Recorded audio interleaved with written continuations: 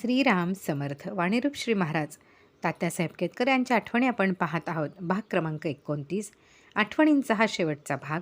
आठवण सांगत आहेत मनोहर यशवंत जोशी, सौ शालिनी गोखले. यानंतर आपण त्यांनी लिहिलेली डायरी पाहणार आहोत. मनोहर यशवंत जोशी. माझे वडील गो जोशी यांचीही श्री महाराजांच्यावर श्रद्धा होती. एकदा त्यांना कोणीतरी विचारले, तुमची श्रद्धा आहे तर तुम्ही अनुग्रह का घेत नाही? तीर्थरूप भाऊंनी उत्तर दिले, मला अनुग्रह घ्यायचा आहे, पण मी त्यासाठी कोठेही जाणार नाही. श्री महाराजांनी तात्यासाहेबांच्याद्वारे माझ्या घरी येऊन मला अनुग्रह द्यावा अशी माझी इच्छा आहे. आश्चर्य असे की सकाळी घरी हा विषय झाला व दुपारी श्री तात्यासाहेबांचा निरोप आला की मी पुण्याला आलेलो आहे व उद्या सकाळी तुमच्या घरी येऊन मी तुम्हाला अनुग्रह देणार आहे.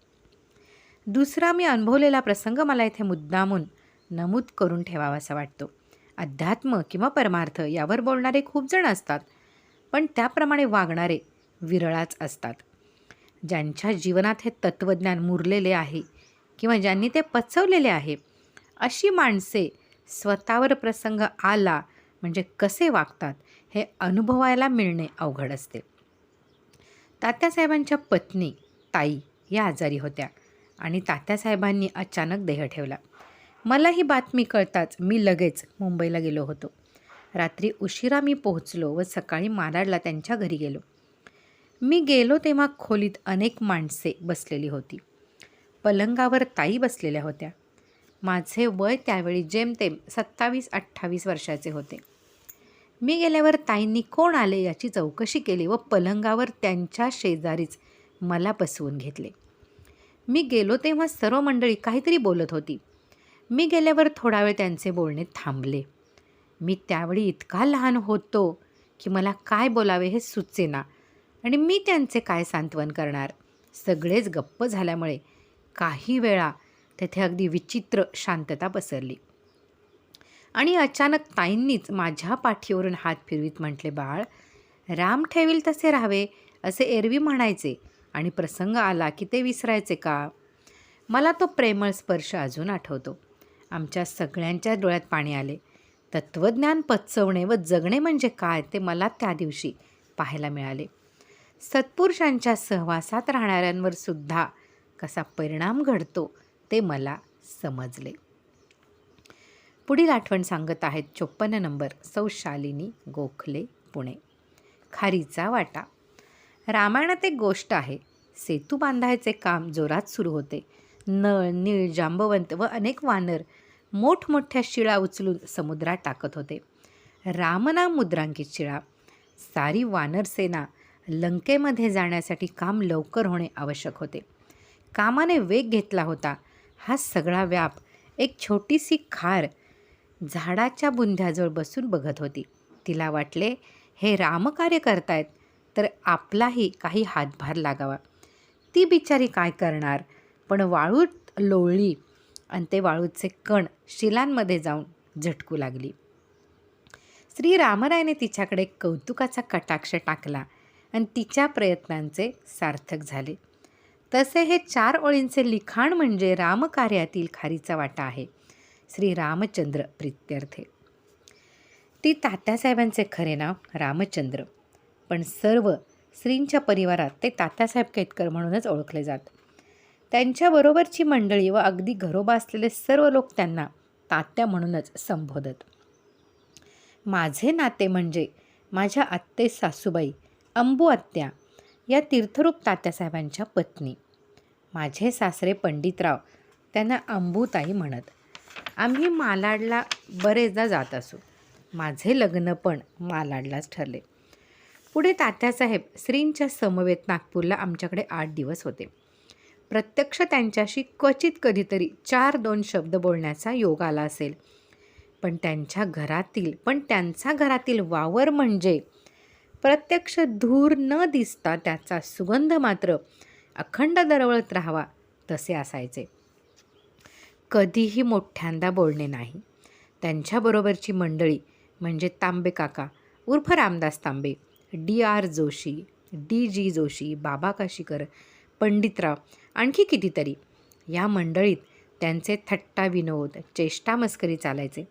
त्यांच्या तोंडून श्रींचा आविष्कार होऊ लागल्यावरही ते स्वतः अगदी सामान्य माणसासारखे वागत.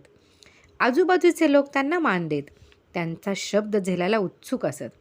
पण त्यांनी स्वतः कधी असा मोठेपणा मिरवला नाही. त्यांचे बोलणे व त्यांची प्रत्येक कृती श्रींना शोभणारी, आवडणारी व्हावी याचे ते सहजरित्या काळजी घेत. अगणित लोकांनी त्यांच्या कितीतरी जवळीक राहण्याच्या आठवणी सांगितल्या. काही मंडळी तर आम्ही तात्या व महाराज वेगळे मानतच नाही असे म्हणणारी भेटली. पण हे ती तात्यांना भावले नाही. तात्यासाहेब एक व्यक्ती म्हणूनच इतके मोठे होते की लोकांना असे वाटणेही साहजिक आहे. तात्यांच्या आयुष्यातील पहिली काही वर्षे शिक्षणाच्या निमित्ताने ते बाहेर राहिले. तरी त्यांचे वडील भाऊसाहेब व आई गोंदवल्यास राहिल्यावर तात्यासाहेब व त्यांची भावंडे बरीच वर्ष गोंदवल्यात राहिली. त्यांना तेथे श्री महाराजांचा सहवास मिळाला व ह्या व्यक्तिमत्वाने तो पूर्ण शोषून घेतला, आत्मसात केला. अर्थात श्रींचीच तशी योजना असणार. तात्यासाहेबांचे लग्न झाले तेव्हा ते 18-19 वर्षाचे होते. लग्नाचे वेळी अपूर्व घडले. श्री झोपूनच राहिले. त्यांच्याशिवाय लग्न लागणार नाही म्हणून भाऊसाहेबांनी सांगितले. श्री उठल्यावर घाई करून त्यांनी लग्न लावले. तो मुहूर्त अमृत वेळेचा होता. मुख्य म्हणजे श्रींनी तात्यासाहेबांना आपल्या घोड्यावर बसवले व त्यांचे लगाम आपल्या हाती धरले. असे वाटते की ही पुढील सर्व जीवन नाट्याची नांदी होती. तात्यासाहेबांना घोड्यावर बसवले म्हणजे खूप मोठे केले. मान मरातब मिळाला. पण त्यांच्या जीवनाचे लगाम श्रींच्या हाती असल्याने तो अश्व कधी उधळला नाही, कधी वाकड्या वाटेला जाऊ शकला नाही. ती तात्यासाहेबांनी आपले जीवन श्रींच्या चरणी समर्पित केले होते. ते संपूर्ण शरणागत झाले होते. वयाच्या 40व्या वर्षी त्यांच्या वाणीतून श्रींचा आविष्कार होऊ लागला व तसे होण्यासाठी त्यांच्या आईवडिलांची पुण्याई कामी आलीच. पण हे होण्यासाठी ज्या तऱ्हेचे मन व वाणीचे शुद्ध स्वरूप असावे लागते तसे व्रतस्थ जीवन तीर्थरूप तात्यासाहेबांनी सांभाळले. नवे श्रींनीच त्यांच्याकडून तसे करून घेतले. एक दिवस अशाच आठवणी निघाल्या असताना तात्यासाहेबांचा नातू अरविंद म्हणाला, त्यांना कुणाला रागवायचे असेल तर अगदी खुळा आहे, वेडा आहे असे म्हणत. फारच वाईट वर्तणूक पाहिली तर त्याला आता श्री महाराजांनीच सांभाळावे असे म्हणत. पण कधीही त्यांनी अपशब्द वापरला नाही. श्रींची भेट व्हावी म्हणून प्रथम त्यांनी प्लॅनचेट करून पाहिले व नंतर श्रींचा आविष्कार सुरू झाला. त्यानंतर काही वर्षांनी एकदा आमचे स्नेही डॉक्टर आप्पा आठवले यांनी तात्यासाहेबांना विचारले, हे जमले नसते तर वेड लागणे अथवा भ्रमिष्ठपणा अशा गोष्टी संभवतात. त्याचे तुम्हाला भय वाटले नाही का? तेव्हा तात्यासाहेब मनापासून म्हणाले, अरे श्री महाराज तसे होऊ देणार नाहीत. पण समजा त्यांच्याकरता वेड लागले तर काय बिघडले? इतके सर्वस्वाने त्यांनी श्रींना वाहून घेतले होते. हे सर्व लिहिताना पूज्य विनोबांच्या गीताई काव्यातील स्थितप्रज्ञाच्या वर्णनाच्या ओळी आठवल्या. सर्वत्र जो अनासक्त बरे वाईट लाभता, न उल्हासे न संतापे.